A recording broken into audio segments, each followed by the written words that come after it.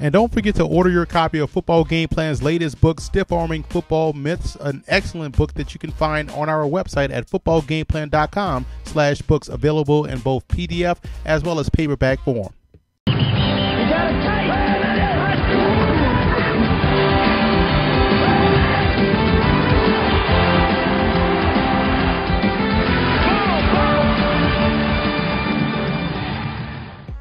It's the battle of the unbeatens as the Stampeders travel to take on the Eskimos, and so far the talk of the season for the visiting Stamps has been the way the running game has been able to succeed, even without John Cornish back there in the backfield. Matt Walter has done an admirable job in Cornish's absence. For the Edmonton Eskimos, it's been about the defense, which has the most sacks in the league with 18 and the most interceptions with 9. Rookie Dexter McCoy has been a big-time addition at linebacker.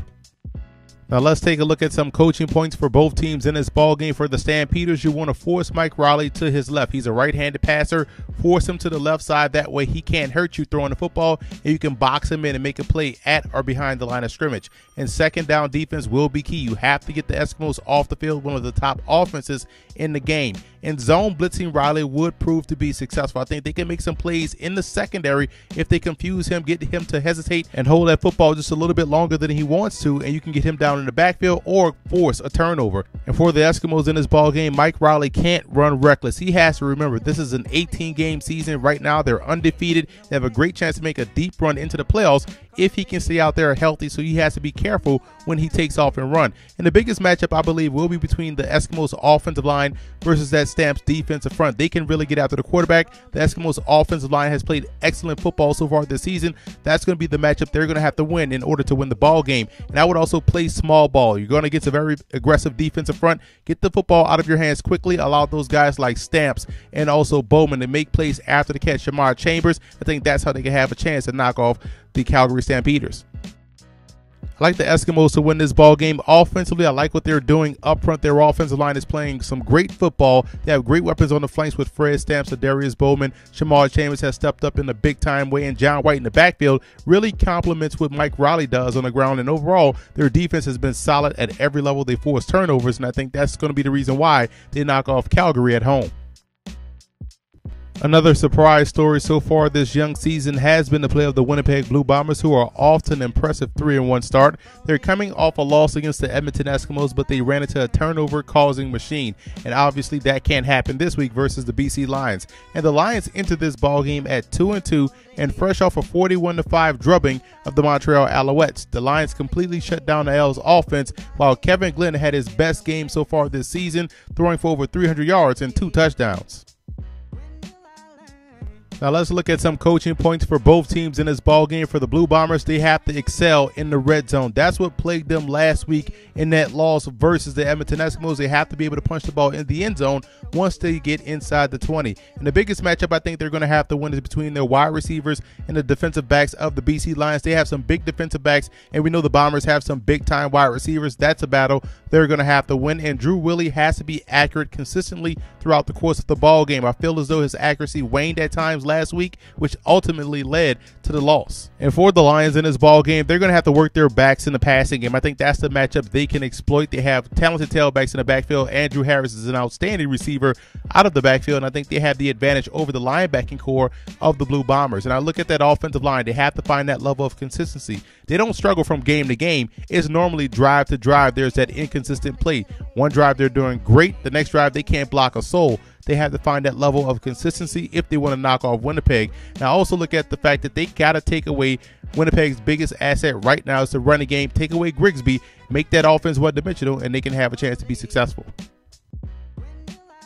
I like the BC Lions in this ballgame. I actually believe their defense matches up very well with the Winnipeg Blue Bombers. I know Andrew Harris will get his touches and his yards via the running game and also in the passing game, but I think their defense will be the reason why they'll frustrate the Blue Bombers early and come away victorious.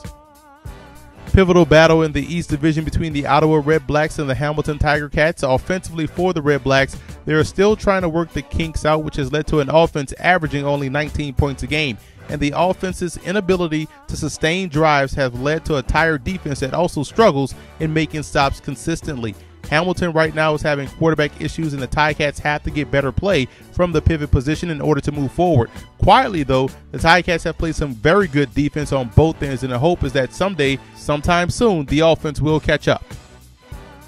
Now, here are some coaching points for both teams in this ball game. For the Red Blacks, I would simplify the offense. That should lead to better execution, and you should see that points per game number jump up significantly. And I would keep the defensive pressure on 10. Right now, that offensive line of Hamilton is struggling to hold its own and hold water. I think they can have some success in getting pressure on the quarterback, and I would stay physical versus those big wide receivers. Try to throw off the time and get the quarterback to hold the football a little bit too long, so that way you can get back there and get him on the ground. And for the Tiger Cats in this ball game, they have to get back to basics. They have to get that ground game going. They have C.J. Gable in the backfield.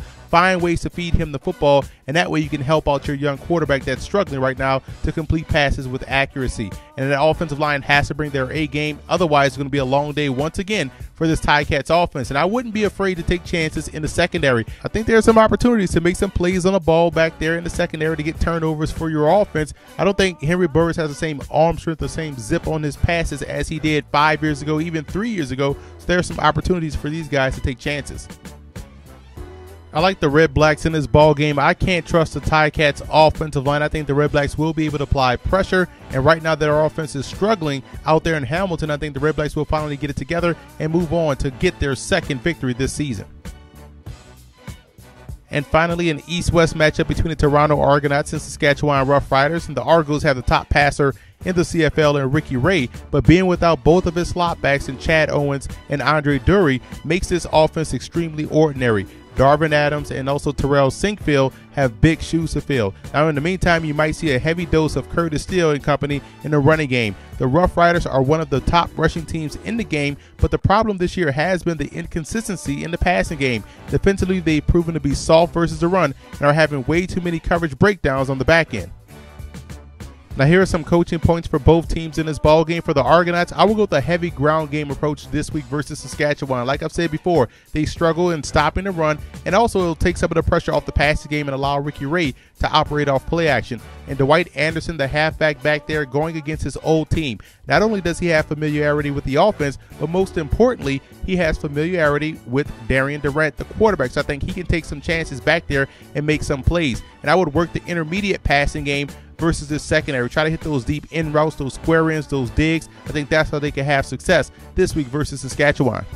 And for the Rough Riders in this ball game, Darian Durant has to protect the football. Good Durant can lead you to the Grey Cup and win titles. The bad Durant will keep you out of the playoffs and madly inconsistent throughout the course of the season, so he has to protect the football and not toss those costly turnovers against this Argos defense. And the linebackers must be enforcers versus the running game. They have to be a little bit more active versus the run to stop the bleeding, because right now the defensive tackles can't do it by themselves. Those linebackers have to get in the game. And the halfbacks can get aggressive versus the versus the receivers of the Argonauts. Again, this is a different offense without Andre Dury and Chad Owens. I think they can get aggressive and jump some routes and make some plays on the ball.